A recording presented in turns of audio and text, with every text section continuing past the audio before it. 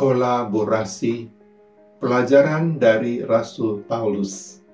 Itulah tema Sapa Gembala GKI Gunung Sahari pada hari ini.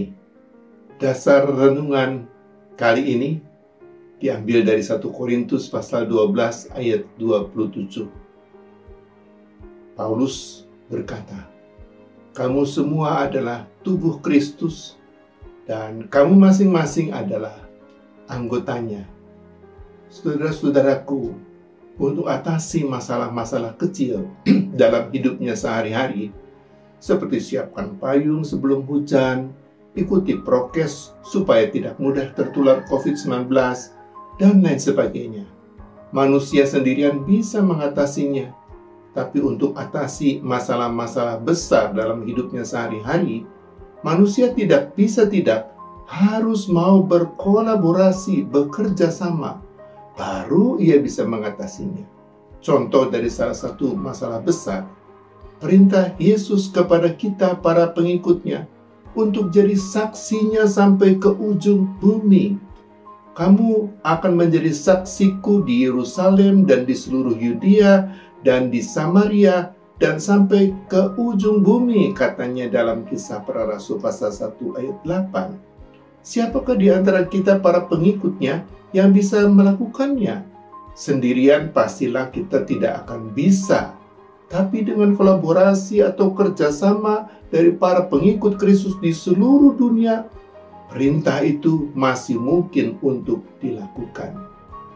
Betapa pentingnya kolaborasi atau kerjasama itu bagi Rasul Paulus tampak jelas dari perkataannya. Kamu semua adalah tubuh Kristus dan kamu masing-masing adalah anggotanya. Kamu semua artinya menjadi tubuh Kristus itu utamanya jadi panggilan kolektif, panggilan bersama, lebih daripada panggilan individual, panggilan sendiri-sendiri. Kamu masing-masing adalah anggota tubuh Kristus. Juga artinya jadi tubuh Kristus sesungguhnya merupakan panggilan untuk berkolaborasi, bekerja sama. Sebab satu-satu anggota-anggota tubuh tidak bisa bermakna. Tapi bersatu dan bekerja sama, anggota-anggota tubuh bisa sungguh bermakna. Lalu bagaimana caranya untuk berkolaborasi atau bekerja sama? Menurut Rasul Paulus, inilah caranya. Cara yang pertama, kolaborasi butuh kesatuan, bukan keakuan.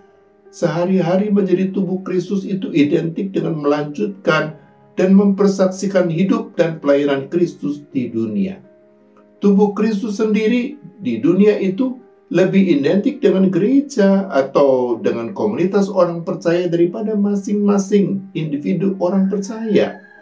Begitu pentingnya kesatuan tubuh Kristus atau gereja atau komunitas orang percaya di dunia, sampai Yesus pernah doakan kepada Bapa di sorga, "Ya Bapa, supaya mereka menjadi satu, supaya dunia percaya aku." Yohanes 17 ayat 20-21. Mengapa? Sebab bila kesatuan itu menguatkan, maka sebaliknya keakuan itu justru melemahkan sampai memustahilkan kolaborasi kerjasama tubuh Kristus untuk bisa lanjutkan saksikan hidup pelayanan Kristus kepada dunia. Apalagi untuk bisa buat dunia percaya kepada Kristus. Cara yang kedua, kolaborasi butuh kesehatian dan perhatian, lebih daripada kesepikiran.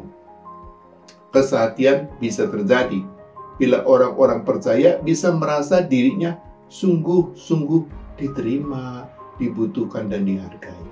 Makanya sejauh diterima, dibutuhkan, dan dihargai, orang-orang percaya yang beragam sekalipun, ya status sosialnya, ya gendernya, ya kedewasaan imannya, sukunya, bangsanya, kemampuan intelektualnya, dan lain sebagainya, mereka bisa satu dan bisa berkolaborasi, bekerja sama untuk saksikan hidup dan pelayanan Kristus kepada dunia.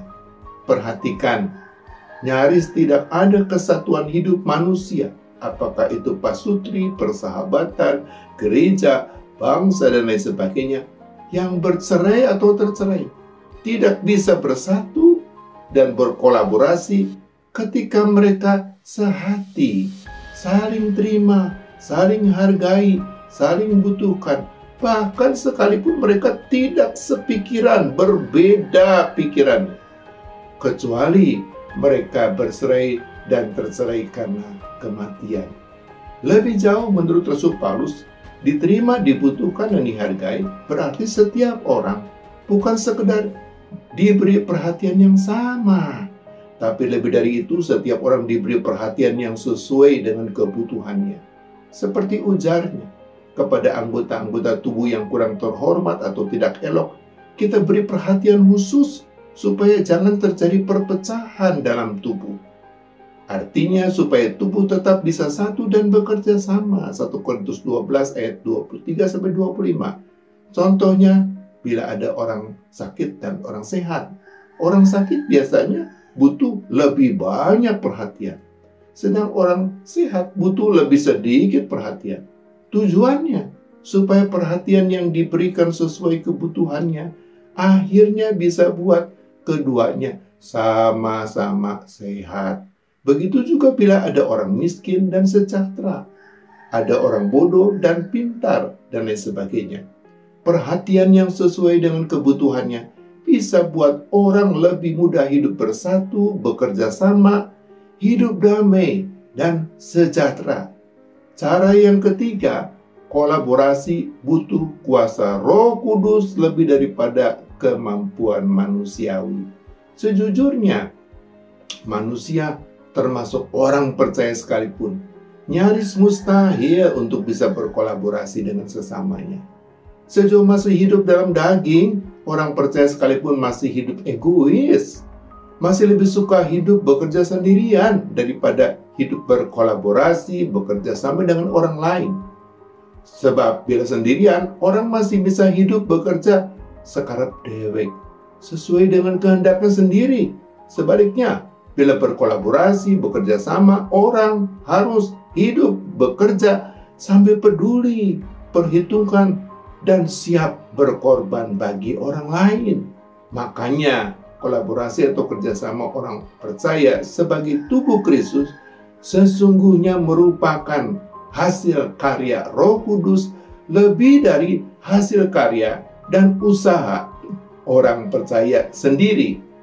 Seperti kata Rasul Paulus, sebab dalam satu roh kita semua jadi satu tubuh. 1 Korintus 12 ayat 13. Bila sebagai tubuh Kristus atau komunitas orang percaya kita mau lanjutkan dan saksikan hidup dan pelayanan Kristus di dunia dan kepada dunia, maka caranya hanya satu. Berkolaborasilah, bekerja samalah. Peliharalah kesatuan, kesehatian, dan perhatian kita, serta peliharalah ketergantungan kita kepada Roh Kudus. Amin.